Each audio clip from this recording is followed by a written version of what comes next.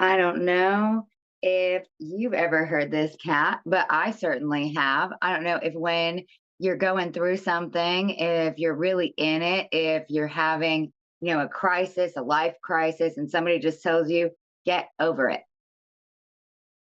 I've not heard that specifically, like to myself, but I have definitely heard of people saying it to other people, and it's not cool. It's not cool to be like, yeah, just get over it. Because it's not that easy. It's not that simple to just get over it. And I don't mean like it in any particular sense. It could be grief, it could be trauma, it could be a myriad of things. I think the only way to get over it, not that there is a way to get over it, really, but it is to go through it. Yeah. So some examples of that might be, the death of a loved one. It's been, a year or two since someone has passed, and someone says, your girlfriend, your boyfriend, they passed away 3 or 4 years ago. You should be over it by now. Or maybe someone has broken up with you and it's been 6 months. Aren't you over it by now? Um, you know, or if it's maybe something smaller, maybe something more insignificant, like you've lost that job and you're still talking about how, wow, you really loved that job. And 6 months down the line, you're like, oh, I miss working there. And your friends are like, can't she get over it? Like, I or think that's you miss that horrible boyfriend. because Can't she get over it? loss of any kind, like whether it's a loss of a loved one, loss of a marriage, a job, whatever the loss is, healing or grief is not linear. It's not the five stages in any particular order, and then bippity boppity boo, you're done and all better. That's not how grief works. So, you know what I love so much about what you just said? It's not linear. And I had put a sub point for the first thing I wanted to talk about on the myth of getting over it, because I do think it's a myth that someone can get over it, is healing isn't linear. It's not. You can't you can't heal on a timeline. You aren't going to start broken and end healed.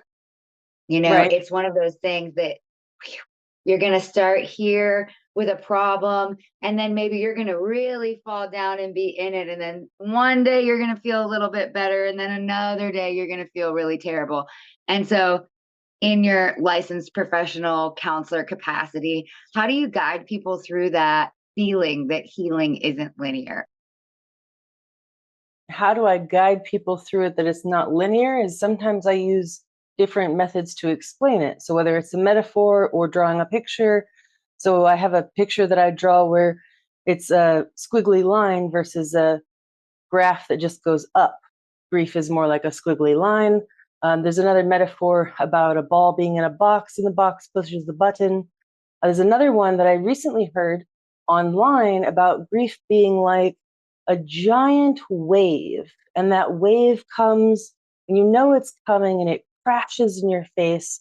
And at first, the waves are crashing like again and again and again. But after time passes, you start to see them coming. You're able to stay afloat, you're able to function, and you can still function through things even though it still hurts. What are some practical ways that we can acknowledge and honor our emotions without feeling guilty? Because I feel like a lot of the time when someone is saying to us, get over it, it comes with a huge side helping of guilt. It comes with a big side helping of we are burdening others with our feelings.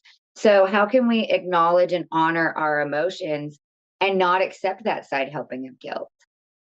I'm glad that you mentioned the burden thing because I wonder if people who are saying get over it are actually meaning don't emote on me. I don't want your emotions Ooh, on me yeah. because it's making me uncomfortable. That's just a theory. That's a good way to put that. That's a good way to put that. Maybe the myth of getting over it is really the reality of others saying, don't emote on me. Yeah. So I think my original question still stands, though. The practical way to acknowledge and honor our emotion. Is the answer to that just acknowledging that other people need to give us space?